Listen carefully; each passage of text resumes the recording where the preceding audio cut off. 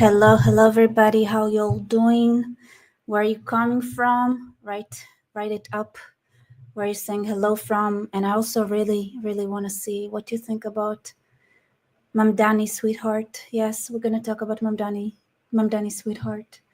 And honestly, I have some feelings about it. I don't know if you managed to guess what they are through my amazing thumbnail. You guys do it? Did you like the thumbnail I curated? I feel like it was a work of art. Really, like I do. I really do. So okay, let me know who's here. I kind of want to see you guys. Sup, say hello. Yeah, everybody loves Zohan. Is that his name? Zoran. Zohan. It sounds similar. Yeah. Hi. Thank you. Love the thumbnail. What do you mean Mamdani is a fraud? How is he a fraud? What makes him a fraud? Like, I think we're talking about a rather honest person, an Islamist, jihadist, communist. And I don't see where, is there somewhere that he denied being any of that? Like, okay, let's go through let me share some things I have here. Okay. So this is Zoran. I made him like a special, what it's called, like whatever, English hard. And this is Mamdani. Let's hear him out. Housing on the private. Let's see what he has to say. Go further toward the Vienna model. We'll have to go beyond the market. We can establish community land trusts to gradually buy up housing on the private market and convert it to community ownership. We can give tenants a right of first refusal to buy out their landlords when buildings go up for sale. And we can fully commit to a new era of social housing, ending subsidies for luxury social housing, see? Communism. Housing development, and using our wealth to build beautiful, high-quality social housing projects that offer good homes and strong communities to everyone. We won't decommodify housing overnight, but we know what we have to do, and we have history to guide us. Yeah, we know. You have to find all the Cossacks, find all the landowners, butcher them, and then start building gulags. Like, build lots of Khrushchevkas. This is here. I think, is that his account, Zohran Mamdani? Okay, that's a different person, right? Because I was like looking up for him. I was like, who is this? Okay, and I'm thinking it's not the same person. Is it the same person? No, not the Unarks. Oh, but look, it's the same name, so it's funny. Okay. And his father seems to be like a really nice guy. Listen, he wants, like, it's one thing to believe in death sentence. It's a different thing to believe that death sentence should be as painful and as slow burning kind of sentence as possible, Yeah. Yeah, I think a lot of, two main enemies and 1%, commies and Muslims, 100%. What's up with his haircut? I have no idea, actually, what's up with his haircut. Okay, so somebody here, see. So Johnny, you're saying everything about him is false. He lies about everything, supports terrorism, and he is a communist Marxist. He will destroy New York City. What did he lie about? Like, I don't think I saw him lie. I just heard him talk communism. Yeah. Hello, break. So, okay, where are you all coming from? I hope Armin goes back to talking about Islam and secularism. Why? What's up with Armin? I saw his live right now. He's talking about the assassination attempt on the Iranian president. Hello, David. Hello. Oh, you're Indian, the heretic. Nice. Brooklyn. Hello.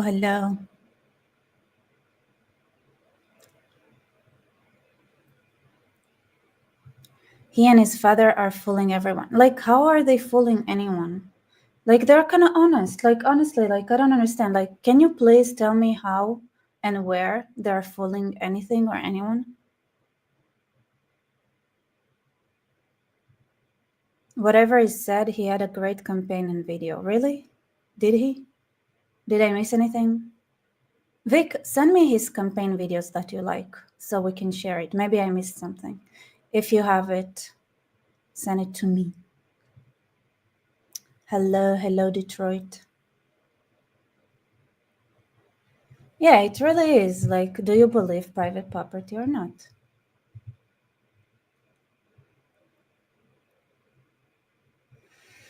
Jack, hope all is well. I've been busy. Sorry, haha. Well, thank you for your support, Jack. Oh, you guys like this video?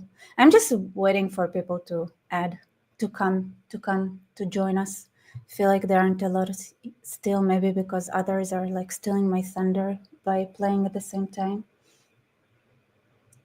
Yeah, but so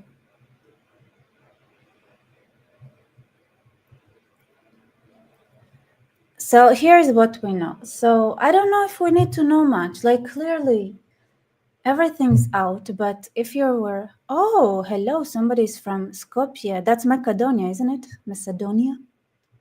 Hello. And if it's not, that then I'm uneducated.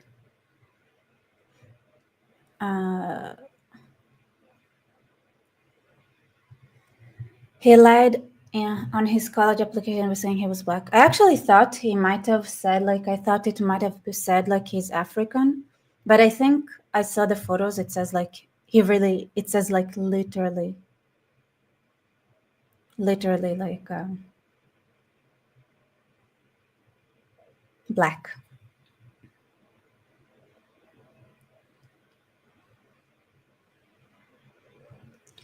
I saw a video where he was crying crocodile tears because many Jews were against him when he has so many Jewish friends he cares about. Okay. Okay, it is Macedonia. Thank you. Otherwise, like, I would be like, you know what? I can close up this channel. Like, you shouldn't listen to me and anything. Honestly, like, if I cannot even say basic things like that. But I guess this channel gets another day. Oh, hello. Thank you for your generous donation. But why do you have such a hard name to read? Rebecca, can you have a translatable transcript to your Hebrew videos? I can argue with I can't argue with you if I can understand what you're saying. I'll do that. I honestly do that. And oh, I want to share something with you guys before. Can I? From my channel? Should I do it? Okay, I'll do it. Talking about my Hebrew channel. So I don't know why I didn't do this. But since I'm still waiting for people to join before I really dive into Mamdani, I want to show you my Hebrew channel and the video I made about what is Islam. And here's the interesting thing. I was thinking, like, once I do it in Hebrew, I knew that I didn't know how fast I'd reach a crowd because most of you all are not Israelis. So I didn't know if anybody would watch me in Hebrew, but I got a couple of views. But Shana Thornton, there is a separate category for Middle East Levantines and racial categories. I see. But he's Indian. He's not Middle Eastern or Levantine. Like, that would be lying as well. It's not. And here's the thing. I understood that, like, he was born in Uganda, and then his parents, like, lived in Tanzania, like, all over Africa, which is okay. But he claims, no, he doesn't claim, like, but I saw some claims, people who claim that his father is Iranian. I know he's a 12th Imam Shiite, right? Like, he believes in a 12 Imam, the same as the Iranian regime, the same kind of belief system. But I saw that both of his parents, like, his mom is from Punjab, but also his dad is Indian as well. but Muslim.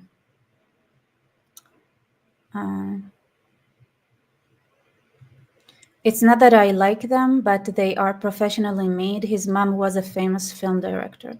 I see. It's so weird. So why are they communists? Like, he was born rich, and this is a good point that the current mayor of New York City had made. Right? It was like, Mamdani is a rich baby, and I was actually poor once, or something like that. Poverty. I live poverty. Talk a little bit about your impression of Zohran Mamdani. You know, he is an academic elitist. He studied poverty. I live poverty. His programs are going to impact working class people. The issue of affordability is real. People are hurting, and you're saying, I'm going to promise you things that you know you can't deliver. His foundation for free buses, which costs $3 billion, is to raise the income tax of the 1% of New Yorkers. He doesn't have a power to do that. Mayors can't do that. You know who can? Assemblyman. He's an assemblyman. He didn't do it in the assembly. So why is he going to do it here as the mayor? Then when you talk about government-run supermarkets, I've been there. I've been to Cuba. I know what a government. By the way, you know who else? So the supermarkets in Iran are also, they're not officially, I don't think they're officially government run, but they are IRGC. They belong to IRGC members. Run supermarket looks like. Talk a little bit about your impression of Zohran And Mamdani. by the way, You know, so my sister and my cousin both visited Cuba several years apart, and they have so many stories about Cuba. And here, interesting thing, I don't know, I should, like, some of them that I remember. First of all, I think they both kind of got depressed by going to the supermarkets in Cuba because it was so empty, like crying. I think my cousin, who dreamt about going to Cuba like her whole life, like literally cried when she saw the situation in Cuba. And my sister, I don't know if she cried, but amazingly enough, like this, she said that the restaurants there were amazing, and almost everybody that she knew that were tourists in Cuba, they all got called upon to get interrogated by the government, and then I think she called, anyway, she got out of it. She wasn't interrogated. And I remember, like, she was talking to my dad and she was saying, oh my God, you don't understand, they're so poor here. And my dad was like, shut up. You cannot speak. Don't say it. Don't say it while you're in Cuba. Say it when you're out of Cuba, because there are ears everywhere. My dad, who, like, they have some experience. My parents have some experience with communism before. They're like, the walls got ears. And I don't think that this is why she was called, or at least my sister claims this is not why she was called. But my dad was like, don't talk shit about Cuba when you're in Cuba. Say it's the best and most amazing place you've ever seen. Zero criticism. Everything you have to say it when you're out. So yeah. And then, very interesting to me, like she said, like her impression from the Cubans that they were incredibly smart. A lot of them that she talked to. I guess she's like, it's true for Russia too. If you have to survive, you have to have smarts, at least street smarts, if not beyond street smarts. Because if you're not smart, then you're not going to make it. Because you literally have to make sure you survive the system. And it requires brains. What are you guys arguing about?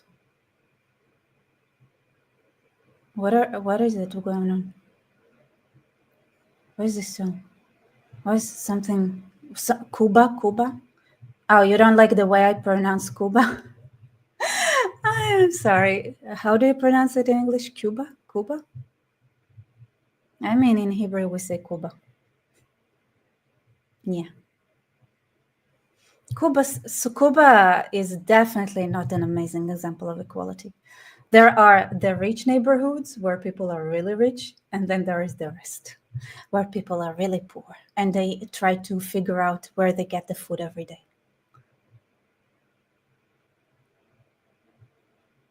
So That is one thing. Speaking of Cuba. So this is communism. And I want to talk about communism a little bit more before I get to the other segment, when I talk about a little bit about Islamism, because I think, I saw heretic somewhere saying, this one, Mamdani is Islamic, and they are neither Indian or Iranian. I actually want to show you something about the Islamic invasion of India that I thought was interesting, because I was trying to figure out how many casualties there were, and because there were a lot. And the other, I just also wanted to share like a fun story. And the fun story about Cuba I wanted to share, like they still have cars from the 50s and 60s, and they are very good at fixing them, which is impressive. Anyway, that's a thing. Okay, so let me share something with you all. Okay, I'm gonna open it in. I have a lot of things to share with you all. Can you believe it? Robert Spencer. Yeah, Robert is awesome.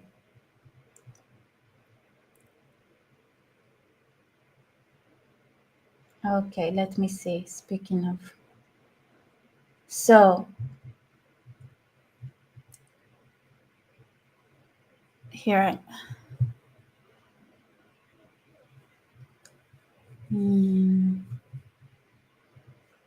Okay. So here we have Imtiaz Mahmoud, who shares something that was written by Ofer Binstock, which I followed, but I saw that and then I didn't feel like searching the original, but I guess it's a copy-paste. So Muslim historian Fishita, and the first give an idea. What is it? I cannot read. Okay, Muslim historian Frishta was the first to give an idea of the medieval bloodbath that was India during Muslim rule, when he declared that over 400 million Hindus got slaughtered during the Muslim invasion and occupation of India. Survivors got enslaved and castrated. India's population is said to have been around 600 million at the time. By the mid-1500s, the Hindu population was 200 million. By the time the British arrived at the shores of India, and after centuries of Islamic law ruling India, the Hindu population was not behaving like their normal self.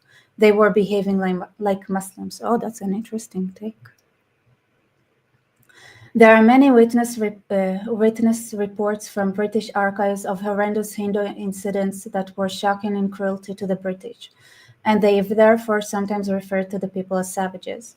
Yes, anyone who gets contaminated by the association with Islamic culture truly gets tainted and savaged. And this is important, because this is why you're going to see more and more, you see more and more communistic terrorists, white terrorists, because it is that you get tainted, and you don't have to be Muslim to get tainted and contaminated and become savaged.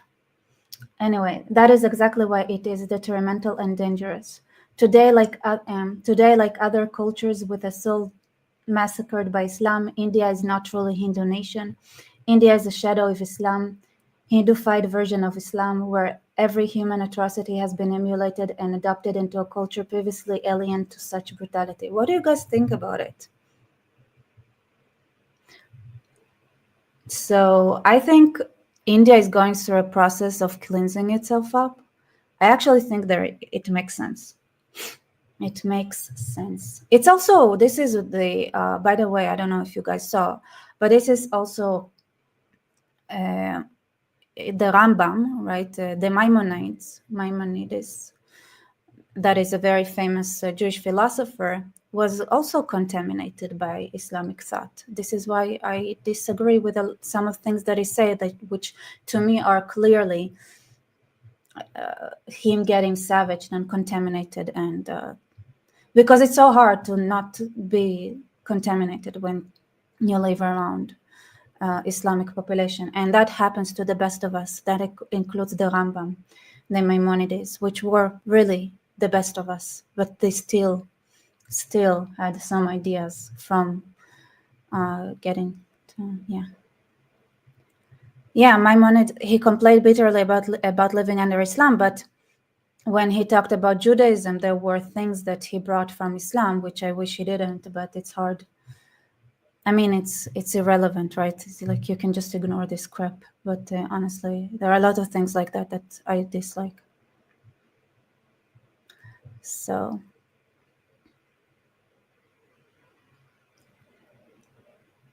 I'm Albanian ethnic. So what? I've been to Albania. There, you guys are cool. Albania is cool. I've been there. I don't think they care, honestly.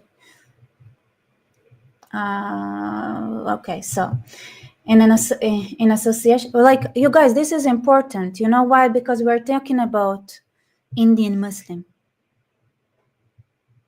Yeah, that's his family. That's like the cultural family culture, right? This is like everything I'm reading right now. It's very important. I think history is important, especially when you don't denounce it. It's one thing like the Germans. The Germans are like, oh no, we did an atrocity. You committed an atrocity. It's a different thing when you are like Mamdani, who hates Hindus. I don't know, just I'm proud of that. I'm so proud of it. I'm proud of this bullshit. Look at what they did. Okay. In an association with its four Muhammadan past, these Islamic habits have become adopted and accepted as a normal part of Indian culture.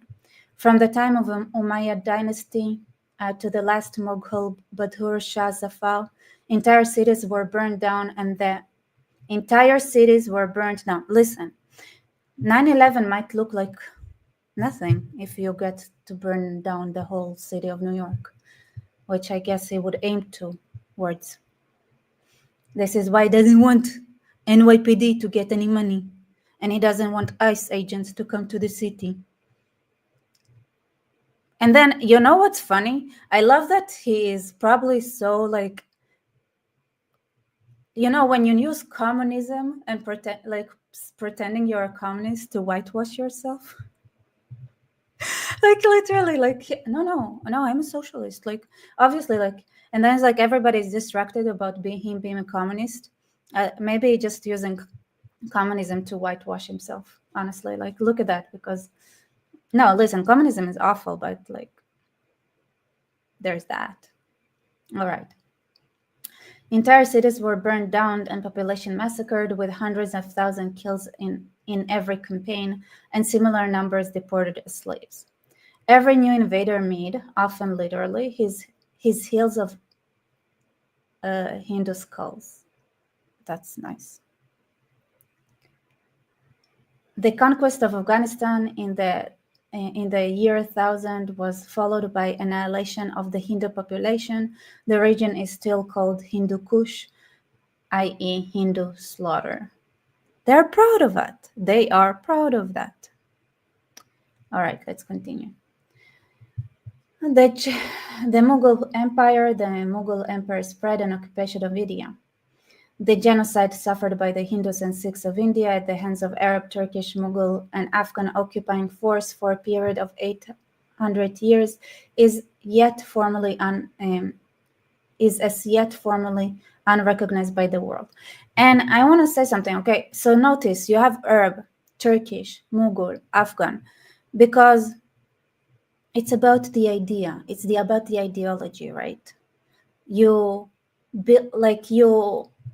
Some ideologies, they give power to the righteous in the population, and other ideologies give power to the most psychotic, mentally ill people in the population.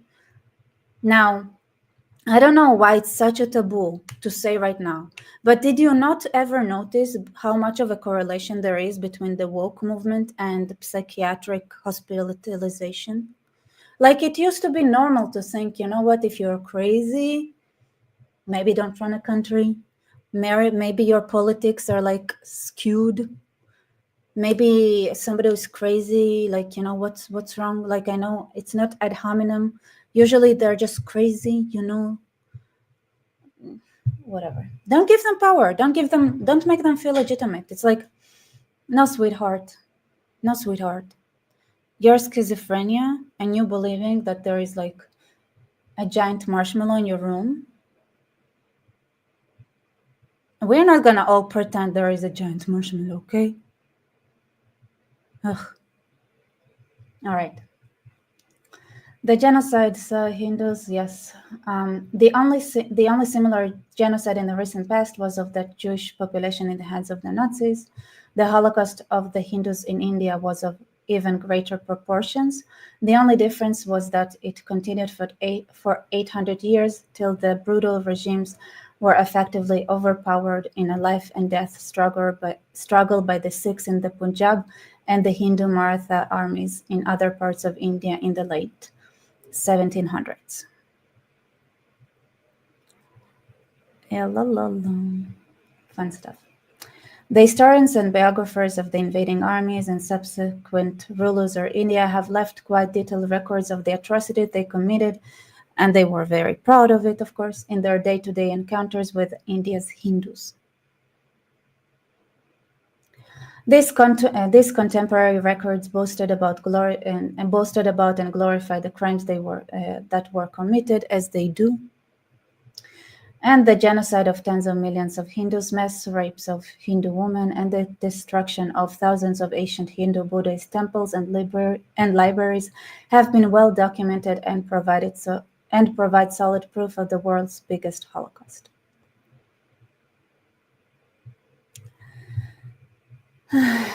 Dr. Conrad Elst in his article, "Was there an Islamic genocide of Hindu states?" Oh, Jacob, this is a very interesting statement. The Vikings were Jews?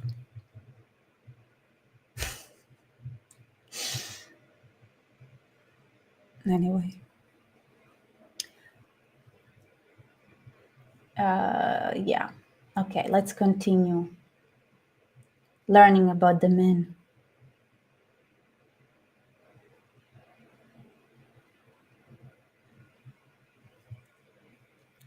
Let's see whether. What evidence do you have that Vikings were Jews? Why are you feeding this schizophrenic person marshmallow? Listen, if somebody thinks there is a giant marshmallow in the room and there isn't, like, don't feed it. Don't ask questions. There isn't a marshmallow.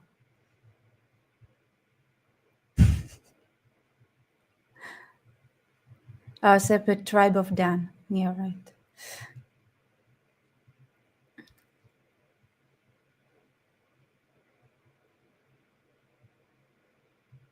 The tribe of Dan, well, funnily enough, doubt. I mean, it's a fun thing. I mean, we're all related, okay? We're all related throughout this world.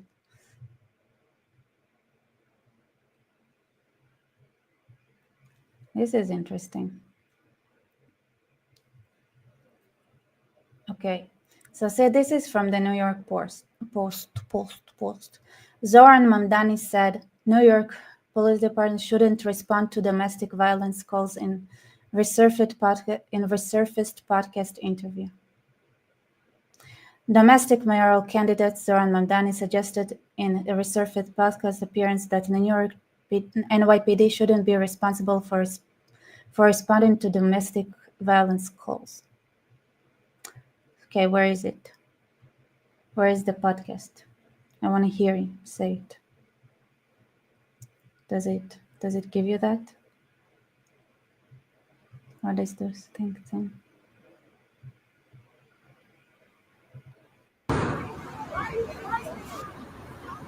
I feel like it's random. Are you like putting random videos here or what?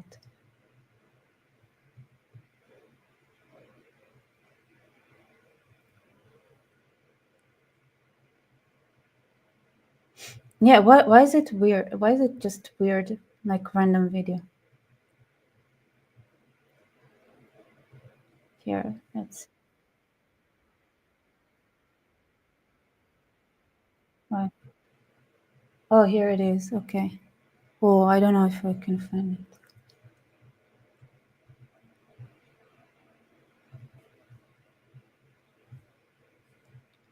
Okay, one sec. There is this thing here. Do you think I'll manage to find it? Let me see the transcription.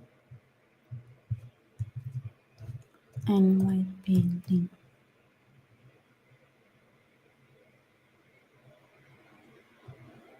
Okay, let's see everything it has to say about NYPD.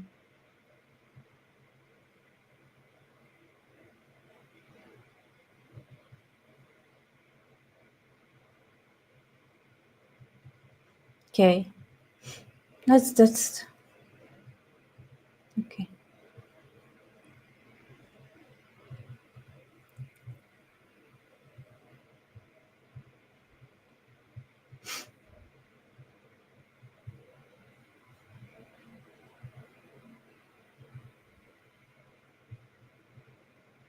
You're getting pushed out.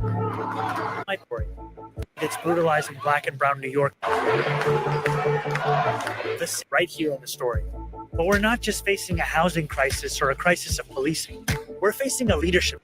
Why are they putting this music on? Are they trying to make it impossible to share?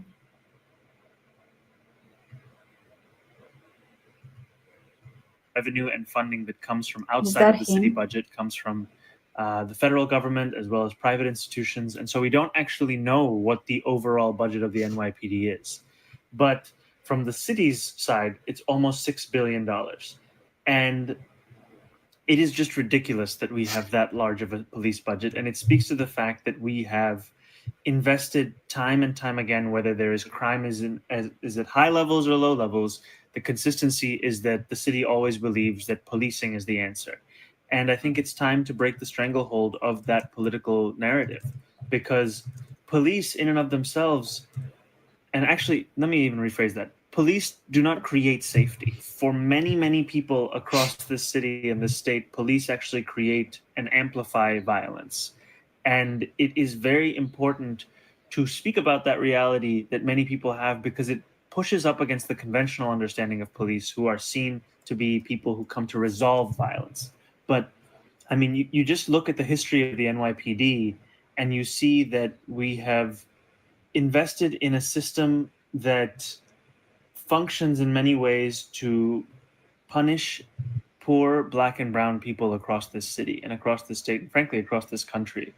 And there are so many responsibilities we have given to police that frankly should have nothing to do with their departments. A homeless person is on a train. They do not need a stranger with a gun to come and resolve that situation. If somebody is jaywalking, if somebody is surviving, going through domestic violence, if there are so many different situations that would be far better handled by people trained to deal with those specific situations, as opposed to an individual with a gun who has received quite a limited amount of training in general, but also with regards to these kinds of situations. Because what ends up happening is that when we do this, these situations are escalated, and we find so many people who are having a mental breakdown, or people who are just trying to sleep on the train, or people who are just suffering through something in their high levels or low levels. The consistency is that the city always believes that policing is the answer. And I think it's time to break the stranglehold of that political narrative, because police in and of themselves, and actually, let me even rephrase that. So we're against the police. This is what I hear. Wonder if he said anything about Jews. Nope.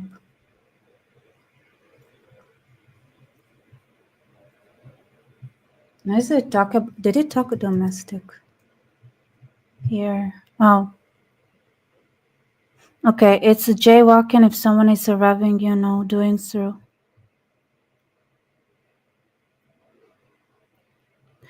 Oh, okay, so I get it. So he's saying it's better for social workers to deal with domestic violence issues. Is on a train, they do not need a stranger with a gun to come and resolve that situation. If somebody is jaywalking, if somebody is surviving, going through domestic violence, if there are so many different situations that would be far better handled by people trained to deal with those specific situations, as opposed to an individual with a gun who has received quite a limited amount of training in general, but also with regards to these kinds of situations. Because what ends up happening is that So he doesn't want New York police. He wants people who come to hug those who commit violence to come over. I mean, I think I know why he wants no policing. I have a guess. We are. Thank you for your support, guys. Everybody who's here. And by the way, if you guys want to buy me coffee, that would be awesome as well, because this is what keeps me going. We're all connected. This is true. My paternal haplogroup is from northern Iran, 7,000 years ago, but my recent ancestors are extremely Danish from Yorkshire. But back to destroying Muhammad. Yeah, 100%. Also, Earth is kind of not that big. Apparently, you had like Chinese population living in Europe, like vice versa. People, and also like even the Native Americans, they weren't the first migration, right? They were the second migration. Like there were several migrations. Nobody, like, people just like moving and mixing up. What matters most, I think, is what they believe in. Really. Okay, so I personally, like, I don't know, I think, like, how do I look it up?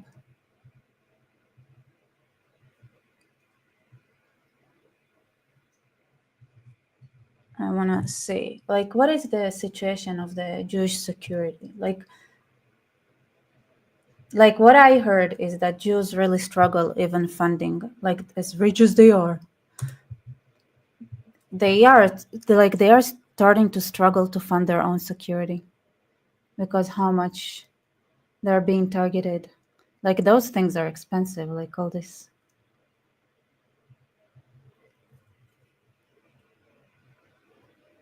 I don't know how to look for. Do I look for security? What do I look for? Like, what word do defend? I don't know. What word would you use?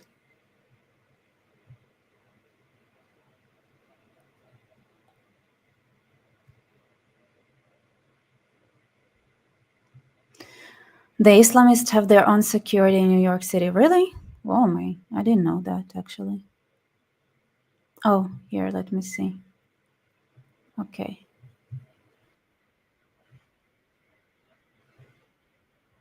Here, let's see what's going on here. Oh, he has a YouTube channel? Oh my God, how did I not know? No, Jews still have their own security, just getting very expensive. That's what I've heard, at least. Okay. This is 14th Street, in a city with the slowest buses in the country. It's an oasis of quick commutes. That's because in 2019, New York City made this into a busway. Most of the day, only buses, trucks, and emergency vehicles can travel along 14th Street. Cars making local trips can get to the curb and garages, but they have to turn off at the next available right. The results have been transformative. Bus speeds increased by up to 47%, ridership jumped by 30%, and crashes and injuries have plummeted. But here on 34th Street, buses crawl at an abysmal 3 miles an hour. That's slower than a tourist walks through Midtown. We love you. Please keep coming to visit New York City. 28,000 daily riders on crosstown Wow, so hip and young. buses are trapped by congestion, confusion, and chaos. So the I'm confused from this chaotic presentation. Department of Transportation had a great idea. Let's bring the success of the 14th Street busway here. It's not a new proposal. Mayor Bloomberg first suggested it in 2008. And this summer, it was supposed to finally happen. 3 community boards voted overwhelmingly in favor. Elected officials are all on board. And then Eric Adams pulled the plug. It's a familiar tale under this mayor. Time and again, he's interfered to delay, water down, or outright cancel street redesign projects that would make moving around our city safer, faster, and more enjoyable. Why does he do this? Did a donor give him a call? Was he feuding with a local? Oh, this person is dirty. This person is not nice. Like, how about what if Eric just sat down, looked at the cons and pros, and made his assessment and came up with assessment that is different than yours? Is that the kind of position or option you're going to present? No, because you don't believe in freedom of speech or debate or discussion, or that two things can be true at once, because you don't, like, sometimes like things are more complicated and it's hard to know right away what's true and what's not true. Safer, faster, and more enjoyable. Why does he do this? Would it be like the gentleman reasoning of, okay, Mayor Adams just has its, like, he has this different priorities, or I disagree with his opinions because this and that? Do this. Did a donor give him a call? Did a donor give him a call? Why is it the first thing you go to? Why is it the first thing you go to? This is like, I don't know if you, like, this is toxic and dangerous. Was he feuding with a local elected official?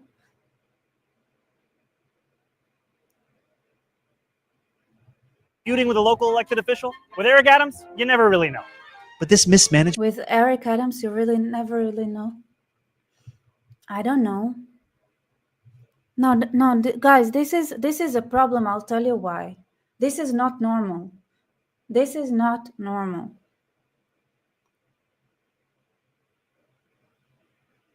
Because even if it's true, this is how you stop a population from thinking, debating, realizing that things are not black and white. This is how you do it. Is a big reason why the mayor is woefully behind on implementing the streets plan passed in 2019. That law mandated the city build at least 150 miles of new protected bus lanes between 2022 and 2026, 30 miles per year. And what's Adams averaging? Fewer than 8. Speeding up buses isn't complicated. It doesn't cost much. You don't need Albany.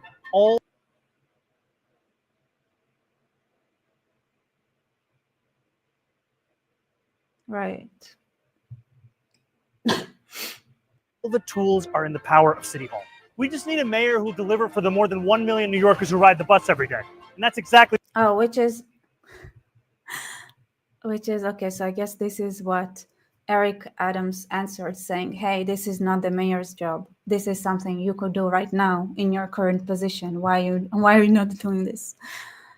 Who I'll be. Oh, Talking about the UK, we saw... I don't know why. He just jumped. 1 second. All right, but I wanna let's see what JD Vance had to say. I don't really want to talk about what his dad said, like Islamic shit. I think in our channel we understand what it means. Oh, by the way, that's interesting. This is Zohran Mamdani's father. Is it really though? I'm just, if somebody knows it, that like thinks it's not his dad, tell me. That is father. Can I get like a true or false from y'all? So that says Zohran Mamdani's father believed the Allies and Nazis had the same goal. Abraham Lincoln was Hitler's inspiration. White people are oppressors. America is the root of all evil. BLM is the resistance. By the Allies. And that political Blah, blah, blah. project was to turn Germany into a pure nation rid of its minorities. When the Allies defeated the Nazis and went into Eastern Europe, they began to create pure nations, to ethnically cleanse Eastern Europe of Germans, move them back into Germany. One crime doesn't wipe out another. A Christian nation state decides to cleanse it of all religious minorities? I think this cleansing is just a side effect of the local population expressing their feelings of the Germans around them, honestly. Also, there were other ethnic cleansing populations, like the Ukrainians cleansed the Poles out of Ukraine, what was decided to be Ukraine, like almost like completely slaughtered them. So it was Ukrainians against the Poles against the Germans, like everybody. It was like there were a lot of emotions. And some of it started before. Jews and Muslims in particular, and at the same time launch Germany. One crime doesn't wipe out another. A Christian nation state decides to cleanse it of all religious minorities, Jews and Muslims in particular, and at the same time launches a colonization experiment. What do you mean, Jews and Muslims in particular, when specifically Hitler had a very, very high-ranked like Muslim SS unit? Was there like a Jewish SS unit? Because I don't think there was. Even those who cooperated with the Nazis that were Jews, it was not under the same kind of conditions. The discovery It was of under a gunpoint. the Americas. I argue that nationalism and colonialism are not two different things. How? Okay. So nationalism and colonialism are not two different things. So what is there except for nationalism and colonialism? So if you have nationalism, you have clear borders. Okay. Countries have their own governments. And then, okay. And then if you have colonialism, you have people moving and having colonies and moving to other countries and establishing their own governmental system and ideas in a country, right? Like what Muslims do. So what is in between? Like what is in between?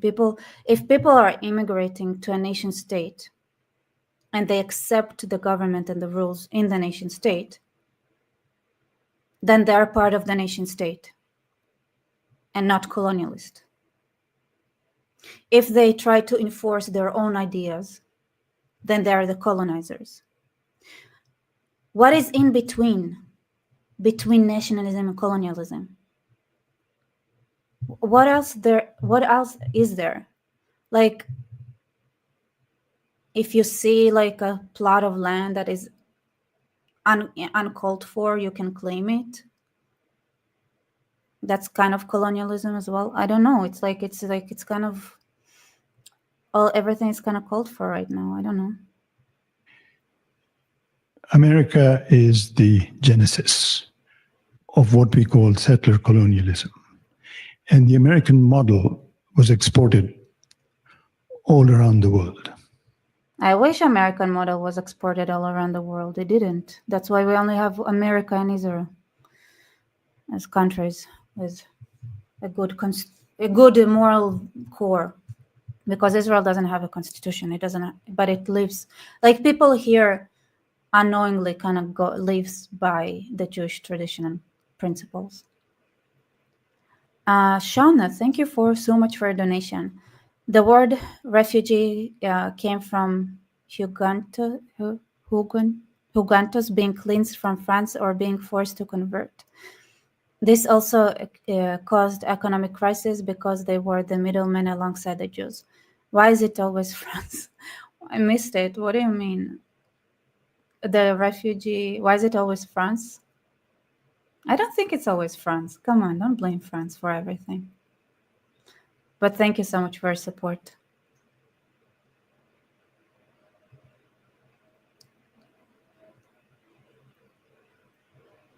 Somebody is having... Rebecca, he has a problem with borders. He wants to move from place to taste like a plague. Yeah, but then he becomes a colonizer, doesn't he? Because he doesn't only want to move from place to place. He wants to put his son as a mayor in a city to ruin it. So that's colonization, as far as I'm concerned. Otherwise, like, just immigrate. I don't know. Study the culture, study the language. Make the people accept you. Right? This is why marriage is a good way to getting a nationality in most places.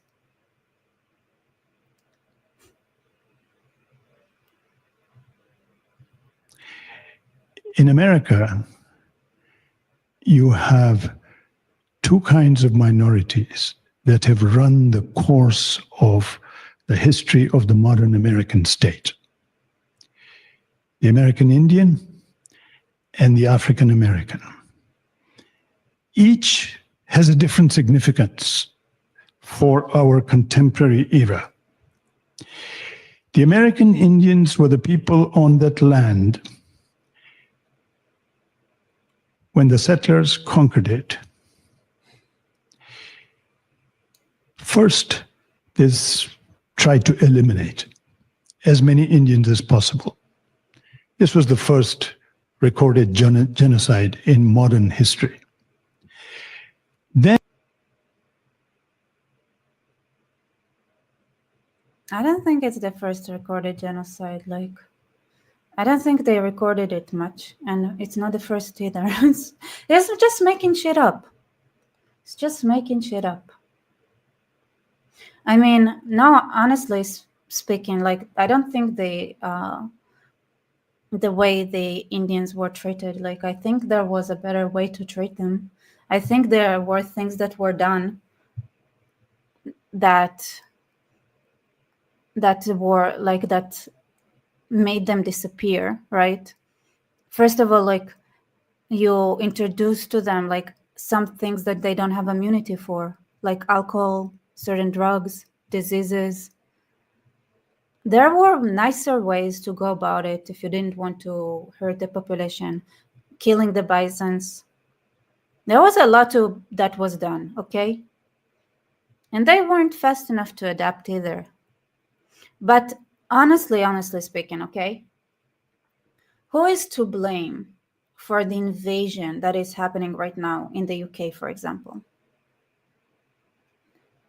Is it the immigrants that want a better life to themselves, or see a territory with a lot of booty that they can take for themselves and they want it?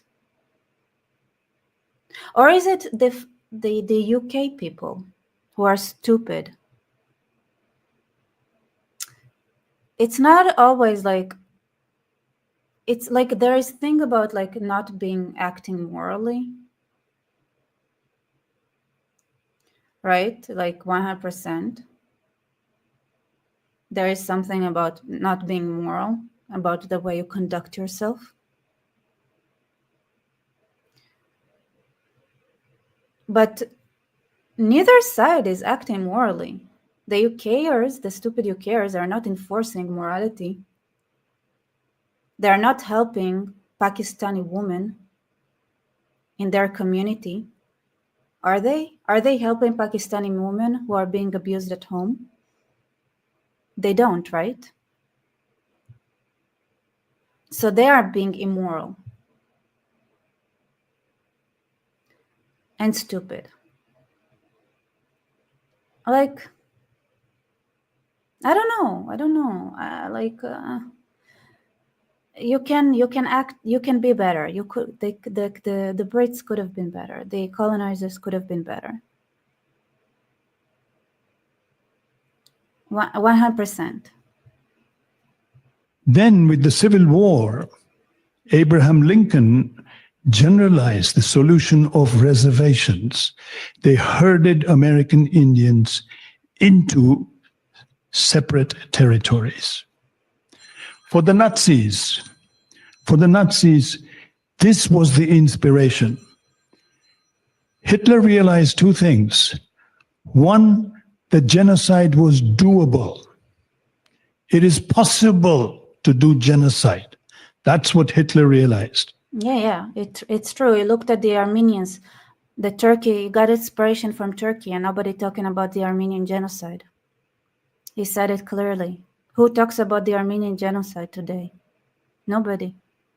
Nobody. So that's why he got inspired. But I don't know where he's going with it. So what? So what? Okay, I actually want to share something with you because I said it before and I didn't get to it. So this is my Hebrew channel. Wait. That's my Hebrew channel. And I said, like, this is a video I made saying, in short, what is Islam? And I just explained that it's a pyramid scheme where a woman are what you dilute, basically. So what is, like, I didn't even finish the thought when I started it before. So I'm sorry for jumping around because I just remember it right now.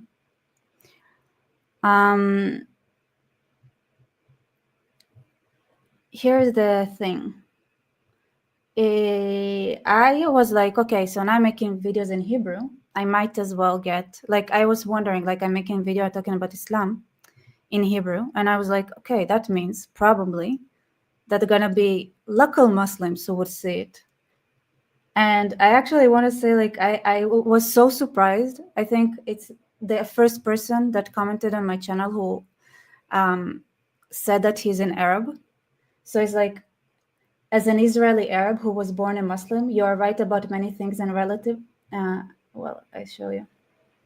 And relatively speaking, you didn't exaggerate at all, because believe it or not, Islam is much worse and crueler than what you think or represent. It is true that it's not possible to trust Islam and the Muslims in particular. And as a person who was religious and knew the Quran by heart, because as you stated, it was an obsession. The Quran in detail order us on them more okay. So he ordered us, like ordered Muslim, because he's no longer a Muslim, to murder all the Jews and Christians until they convert to Islam. That was fun. I was like, okay, that's the Israeli Arab comment that I got, which is interesting. So I thought it would be interesting to see what they would say. Because I don't see a lot of Israeli Arabs talking about the Islam in general, honestly speaking. Some just leave it, but I guess there is more conversation now, but that, I don't know, this one comment surprised me. Anyway, all right, let's continue.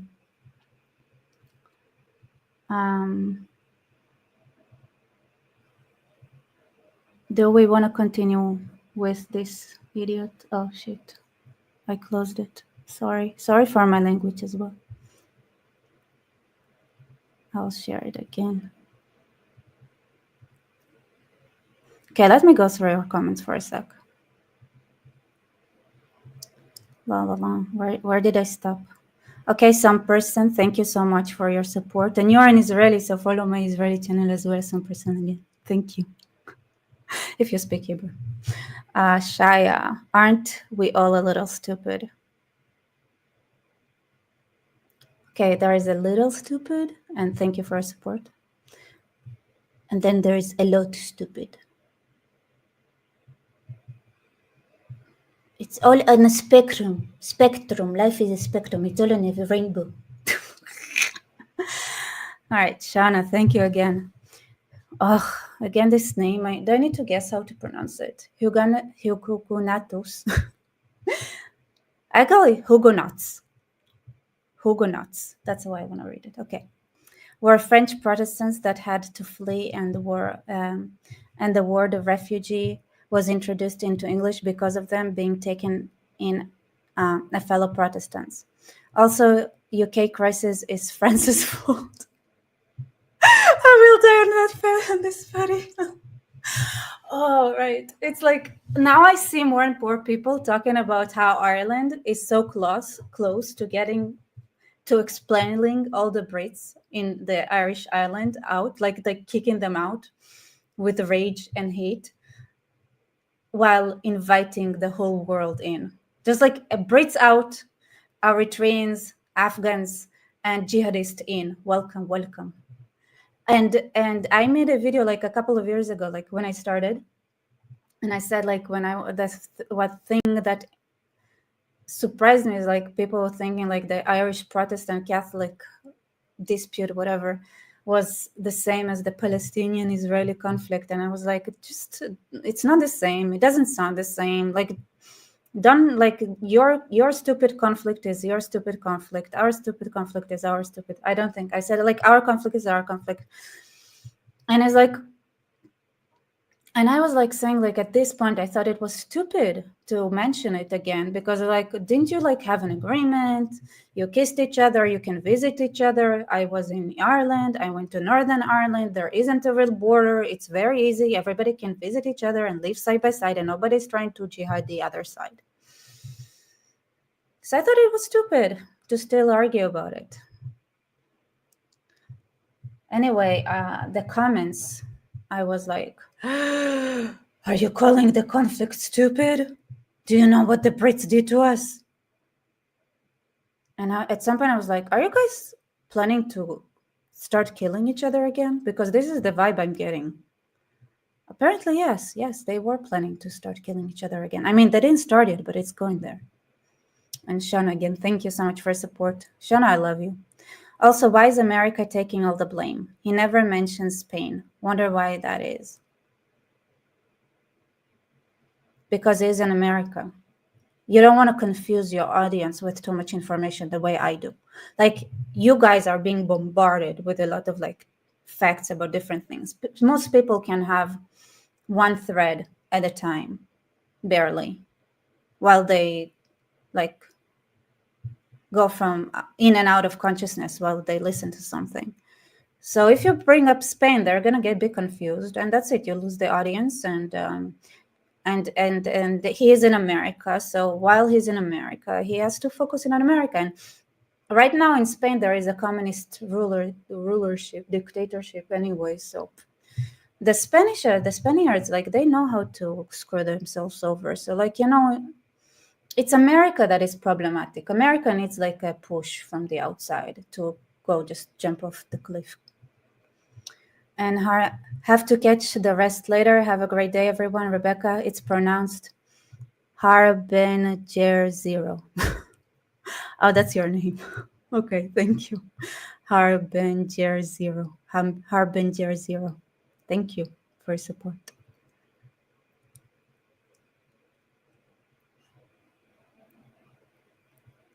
Right.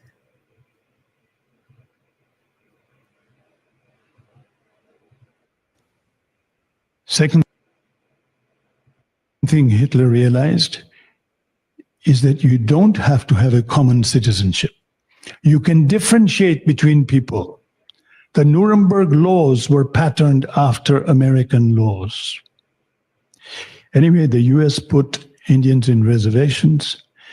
The US invented the model, what we call today the two-state solution. The American state. I mean, you know what? I think I get the gist now. Like, he's smart. He's starting to convince me as well. Yeah, you know what? Maybe you need to burn down America. Like, if they started the stupid idea of the two-state solution. Huh. Wow, this person, like, you know what? Everything I said about him not being like logical and everything. Oh my God. Yes, America is evil. It's very evil. Burn it down. And alongside it, I'm cynical for those who are confused. Several protectorates with degrees of autonomy. And I also think it was the Brits who came up with this two-state solution by giving Jordan to the Palestinians. So Jordan is supposed to be ours. but now it's full with people who are not fun to be around, so whatever. Shauna Thornton, Protestant secularists have been moving out since before the immigration crisis. Brexit was also fuel. Yeah. Okay, so who here thinks that there's going to be a war between Ireland and Britain? I don't know if there's going to be a war. I think everybody's going to be everybody on everyone.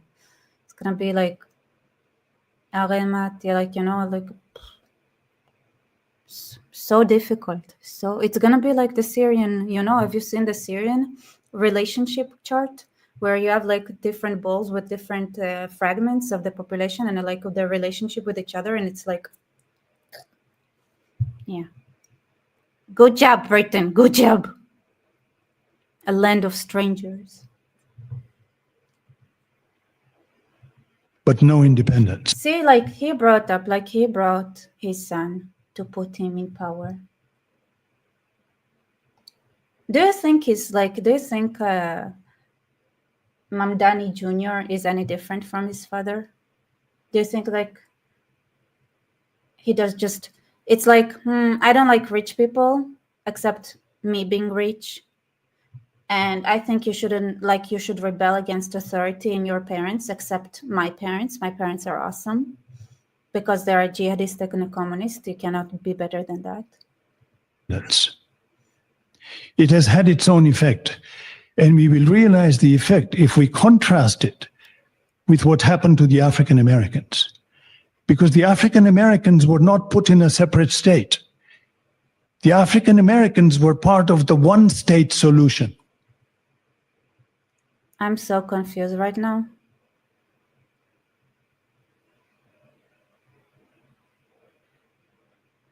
Okay, fine. Let's listen to him. They were oppressed terribly within a single state. But the thing is that the American Indians, by being put in separate states, were perpetually fragmented, isolated. No. It was like that from the get-go. So you see the Hamulas, which I want to make a video because I have a lot of things I wrote down about what the situation is in Gaza. There are Hamulas. And you know, like the Native Americans, they didn't even speak one language. They had many different languages. They weren't one cohesive group. Like, how can you fragment them more than they were already fragmented to begin with? Like, I mean, they were fragmented to begin with. So what do you want to, like, how? What? Yeah, clans Hamula. I also, like, the same with the Palestinians. They're clans. They don't marry each other. Up to today, the African Americans, horribly oppressed, but had the possibility of building alliances with other oppressed peoples. So we have a history of the same hundreds of years, which have brought us to the point where we are with Black Lives Matter. I'm pretty sure my brain melted and nothing he said made sense at all. It was like a word cacophony. Like you just spill out words that are like, they sound smart and there's like, it sounds like one is related to the other by using like gluing, but it's like, you know, it's like when you only see the first, so you know this game where somebody starts with a sentence and then you cover up everything that comes before this sentence, and then you add a sentence and you cover up the previous sentences, and so everybody sees only the last sentence, and you get like a story which sounds like grammatically correct because you see the last sentence, and every time the next sentence is related to the sentence before it, but reading it all together is like a mumbo jumbo of whatever. That's his speech.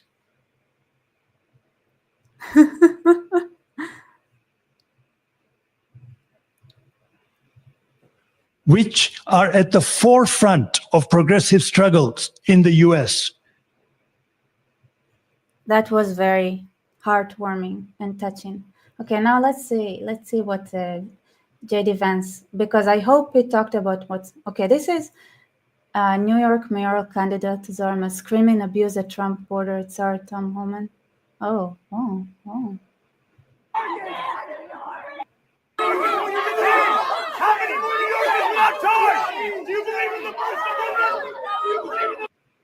Yeah, okay.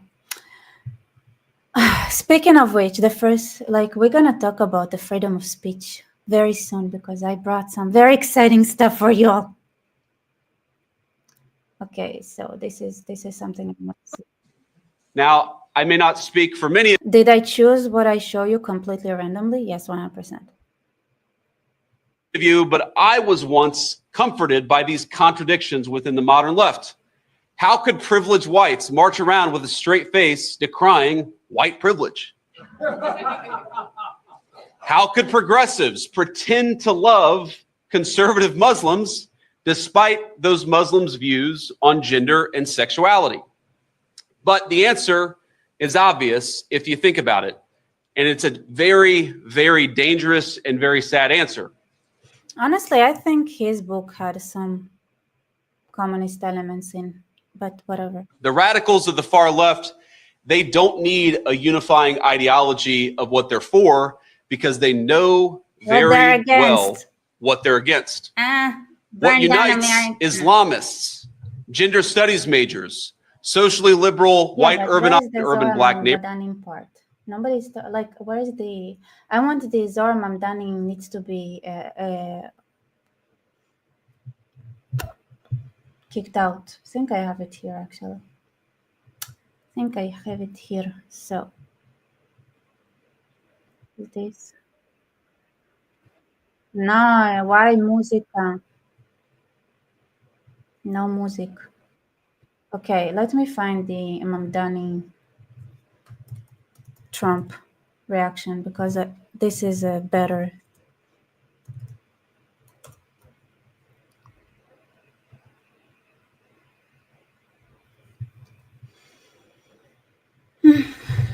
Oh, Bookmo said something interesting.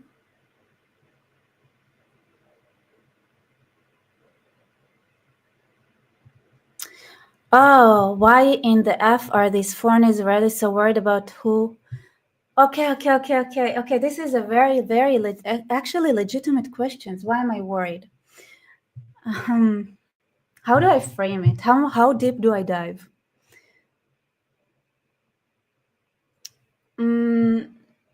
There is a large Jewish population in New York.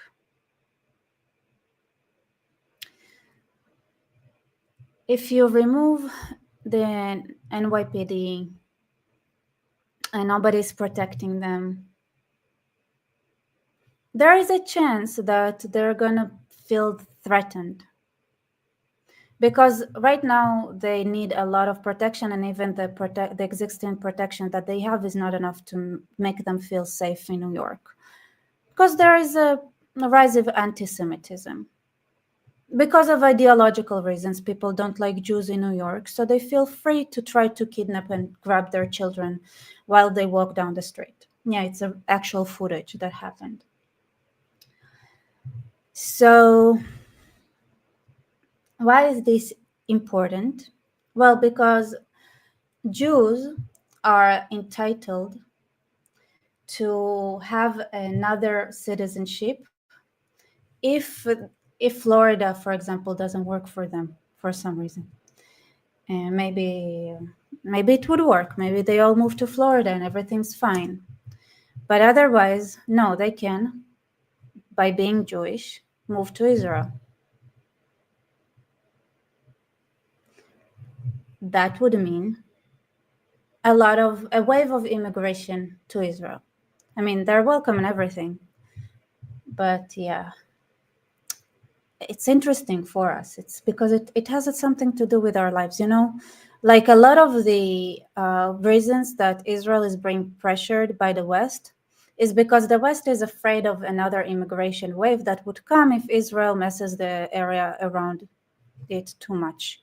They'll be like, okay, please don't make let's pretend that Egypt is fine. Let's pretend that every country around is fine. Even like Don't. If you push them a little bit more, they're going to collapse and they're going to get another millions of immigrants. So you suffer while we have fun.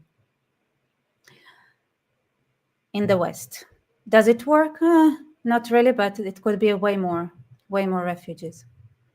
Anyway, Israel actually is bringing order to the Middle East. But of course, lunatic leftists are just not good at reading the map or geopolitics in general. So they don't understand that Israel knows how to play its game and they don't need to shove their faces in this area. Anyway, we don't want to like we want stability too, you know, like we have that thing in common. On the other hand, right, with applying the same kind of logic, Israel can be worried about 1 million immigrants coming from the US in one day, because like everything would blow up for them in New York. So from Israel's, like from our perspective, right, as much as we love Americans, you guys go around indiscriminately attacking Jews, also the leftist ones. So we're gonna get a lot of leftist Americans if you do this. You see, this is a risk. This is risk management. So, but in our case, unlike the stupid leftists and Europeans and Westerners and the Republican Party, who is like, how do we make sure that Israel is the country that suffers the most from the Arabs, but like keep them just strong enough to be able to fend the Arabs off, but too weak to collapse the Arab system around them, and that would mean that there would be an immigration wave towards us.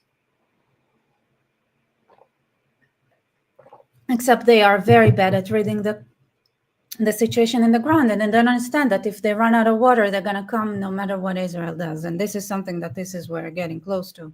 This is what happened in Syria, and this is going to happen in Egypt. And like there is a limit to how much you can throw money, just hoping that the Arabs would stay stable when they are mismanaged the way they are. So actually, Israel can do a lot to stabilize the area. We live in the area, we know it better, and we basically have the same goal. Here, we also have an interest, but in our case, we're like, we want the America good people to win, those who love America to win, because that would mean that life for Jews in America would continue to be good. And we don't have to be worried about all the leftist Jewish people that would come here with spite and hate towards Israel because they were kicked out of New York. You know, we also have our worries. Now, there is nothing bad. We just want it to be like, you know, maybe not in a way that would blow up too fast. I don't know, maybe have it in like start little by little, I don't know, like, or maybe we should be like, there is also like the Satmar Jews. They are not exactly Zionistic. They're doing great in New York. Like, why not leave them there? Yes, we need to accept all Jews. It's in our laws, 100%. Yeah, but I don't know. I think we should have a say. And that is the most cynical answer I could give, but I think it makes sense to you, to why Israelis and foreigners, like you say, would care about what's going on in New York. Yeah.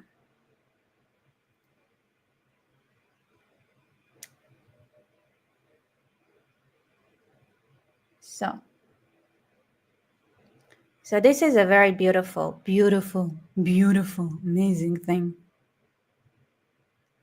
that Trump said. As President of the United States, I'm not going to let this communist lunatic destroy New York. Rest assured, I hold all the levers and have all the cards. I'll save New York City and make it hot and great again, just like I did with the good old America, USA. Now, here is how we can do it. You see, there was a president named Eisenhower back in the days where people still had balls. And he I don't know, like made a resolution, right? Amended, saying, you know what, free speech for everyone and rights for everyone except for communists, because communism is bad. They don't have a right of speech or propaganda in the United States. They need to be kicked out. Good job, Eisenhower. This was an amazing thing, and it still holds. Thank you, Eisenhower. Because this jihadist is pretending to be a communist to whitewash himself. And there is a law against communism. Now, if America still had balls, they would write the same kind of law about anyone who's promoting jihad or Islam. Wouldn't that be beautiful? All right, let's go through how to spot a communist. I really hope. I think those old videos are often have like copyright on them, so I would stop it from time to time. So, sorry. Propaganda is vastly more important in democratic societies. In recognizing a communist, physical appearance Recognize a communist. Counts for nothing. Oh, wow, that's very important. Even if they're fucking brown or black, they can still be a communist. Oh my God, so beautiful. It's so beautifully said, Eisenhower. Beautiful. When recognizing a communist, don't get confused about him being Ugandan, Indian, Tanzanian, American, brown-skinned, whatever he is. He can still be a communist, or even worse, a jihadist, but unfortunately, now we're gonna continue playing along with the communist thing. Because it fits our agenda right now more. So I think he's more of the jihadist than he is a communist. Like, that's my gut feeling, based on my gut feeling.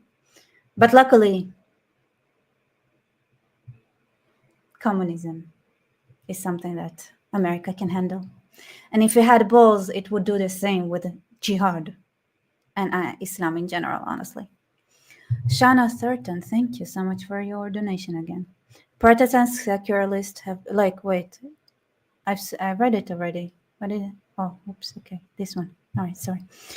Americans need to see more Mizrahis and Sfaradis. I love our Ashkenazis, but it's the principle of the danger of a single story.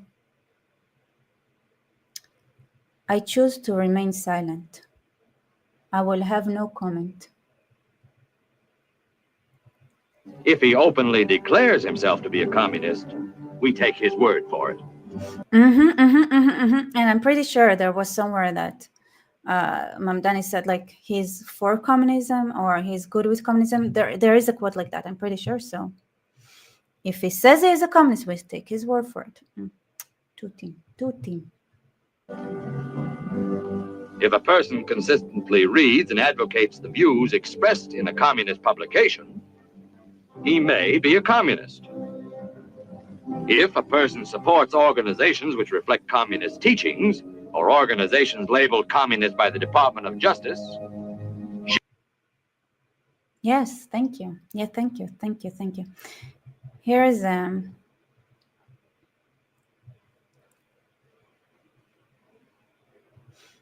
by the way, here is why you need to also add jihadism to that. Lucy Pro Mamdani back took donation from Islamist cleric who vouched for terror plot mastermind.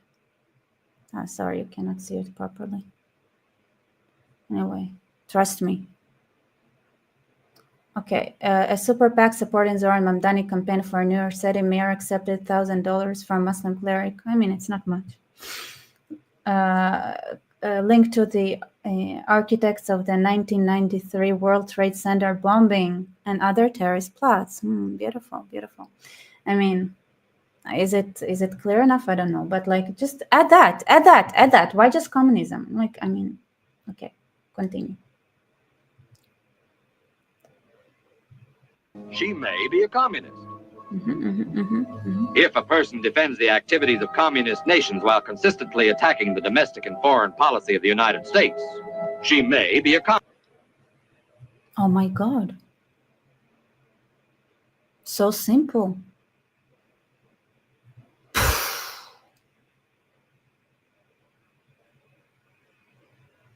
That is beautiful.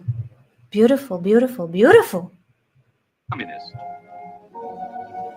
If a person does all these things over a period of time, he must be a communist. But there are other communists who don't show their real faces, who work more silently. Interesting. Very interesting. By the early 19th. Okay.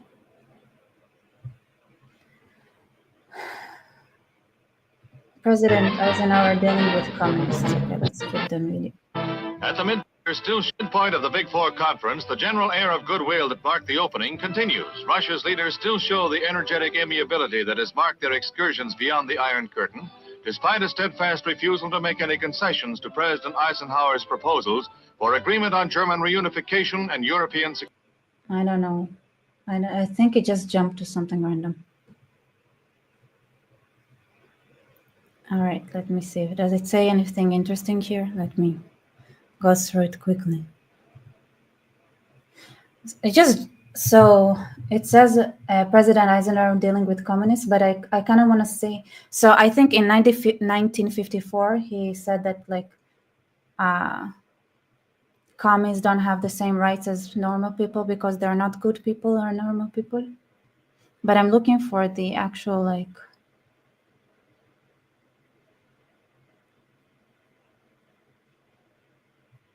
well, maybe if I look for just like 19, I think it's 1954. Okay.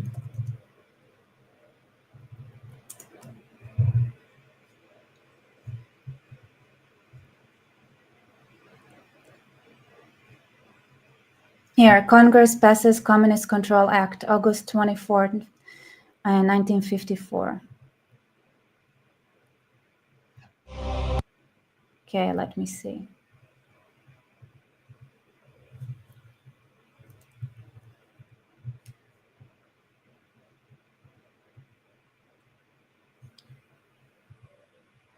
Control Act, August 24th.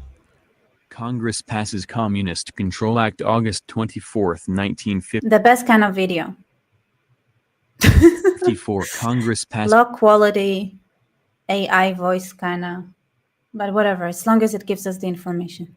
This is the Communist Control Act in response to the growing anti-communist hysteria in the United States. Though full of ominous language, many found the purpose of the act unclear. In 1954, the Red Scare still raged in the United States. No, I don't care about your opinion, sir. No.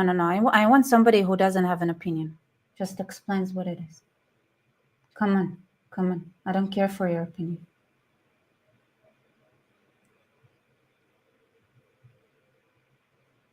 Is there no video about it?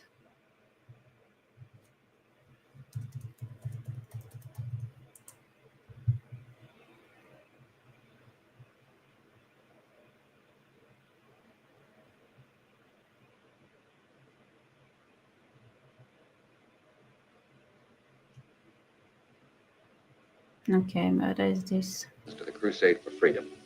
Made possible the world to the crusade for freedom. The crusade for freedom is your chance and mine to fight communism. That's weird. There are weird things here. Let me share. Made possible the World Freedom Bell. This symbol of hope and freedom to the communist domination. U.S. Red Scare propaganda. I don't like the title. Of Eastern Europe, and built this powerful 135,000 watt radio free Europe transmitter. See, like there was a time where people like understood that there is wrong and there is right, and there are things to fight for and fight against, and that communism is bad, and like if they had a brain, they would have like. Can't you just think about future? Like Islam existed back then as well. It's like Thomas Jefferson. Thomas Jefferson was very like Like he almost didn't, like he didn't know what to do about Islam when it comes to right, like he writes the right to believe whatever you want. It was like, I don't know, Islam is problematic. Should we really have? And then it was like, it's gonna be fine. It's not gonna be fine. It's not. I don't know where. Maybe there is now. Anyway, I want him. There is a why nobody is enforcing this law. Communism control. Okay, maybe he's gonna explain it. It's actually a very small channel. Let's see if we like him. And it pulled the lead.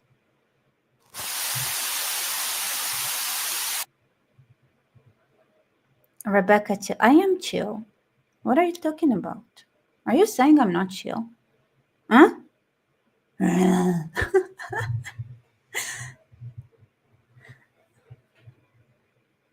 Okay, so this is Subversion Files. That's a very small channel. Let's see. Open war on communism inside America. Oh, okay, so that's very long now, this video. Okay, let's see. So why is nobody enforcing this law? I don't know. I really want them to enforce this law, honestly speaking. Congress declared open war on communism inside America. Yeah. I want the same thing with jihadism as well. Just this is all I ask for. Like, what do I ask for much? Guys, do I ask for a lot? What do I ask for? I just don't want Mamdani to run. Like, why is it legitimate? Like, it's completely legitimate. Like, wasn't 9/11 enough? Didn't the people suffer enough? They wrote it down. They passed it into law. The Communist Party of the United States was labeled a clear and present danger to the God, I love this look. Amazing look. Public. Does he live among jihadists or something? Why does he cover his face? And outlawed. Not to be debated, not to be tolerated. Outlawed. So what the hell happened? Today, Marxism, communism, and socialism march openly in our streets and on our campuses. They redefine our words to support their agenda, and then they rebrand it as compassion and equity. Communist ideology infects our media, our schools, our leaders. Anyway, kick them out. Kick the communists out. Let's enforce this. Amazing, beautiful, beautiful. All right, I think, is there anything else I should talk about, honestly speaking? This guy's kind of, yeah, let's just kick him out. Oh, Torah, you're on to something, maybe. Maybe he's a professor in disguise. You know that the Shai Davidai, the one that was like a Columbia University professor, teacher.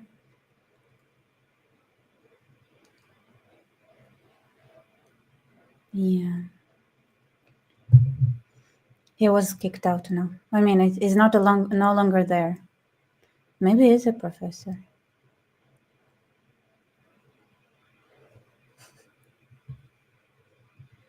It's fine. It's actually a very interesting theory.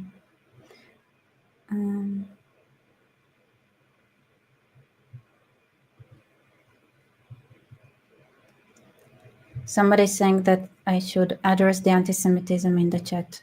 Well, there are supposed to be what it's called moderators in the chat. So moderators, please address whatever needs to be addressed. In our laws, all while the firewall that was supposed to stop it gathers dust. This episode is not a call for censorship. It's not a trip down memory lane. It's a warning. It's a reminder. The Communist Control Act is still a law. It was never repealed, and it might be the one tool that we've forgotten in the fight. And I want to, like, I accept anti-Semitism comments if they're funny.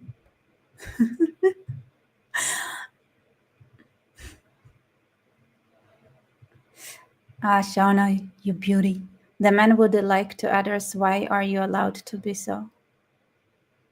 It's a little rude on, like, I'm not, okay, so anything that has to do with my physical appearance that is not, let's say, super, like, in a sense of, like, I don't know if this lipstick fit suits you, like, these comments are okay, or I like the makeup, that's also okay, but, like, anything beyond that, I don't want to see, honestly. To reclaim our republic.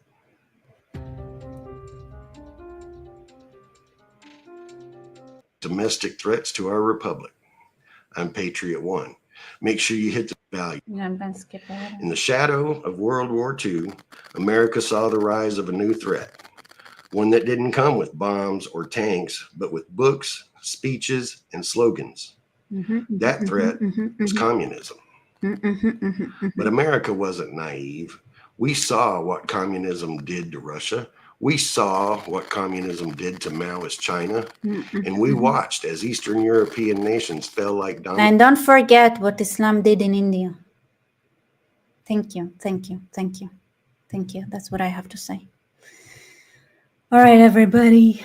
Any last thoughts? Because I think I'm going to wrap it up. How long have I been gone? Oh, America. Make America great again. Make humanity great again. Make us understand that there are some things that are not good, stupid. And outside, like, democracy is fine, but it has to be, like, in the democratic spectrum. It's not like, oh, why didn't Eric, why didn't he do the bus the way I want him to do? Oh, it's because he's a bad person.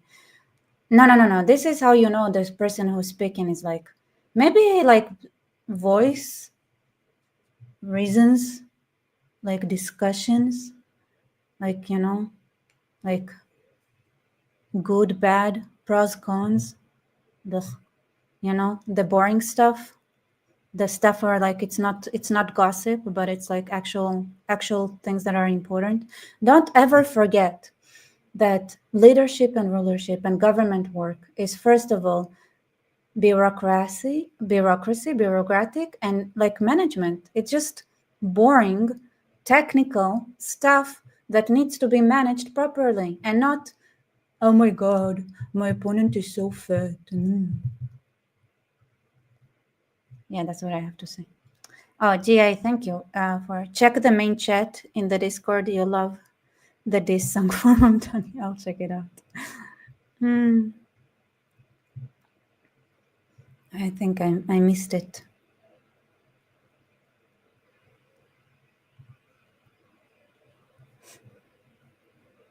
I'll look it up later. Thank you, though. All right, everybody. I think I'm going to wrap it up. Thank you, everybody. Good night.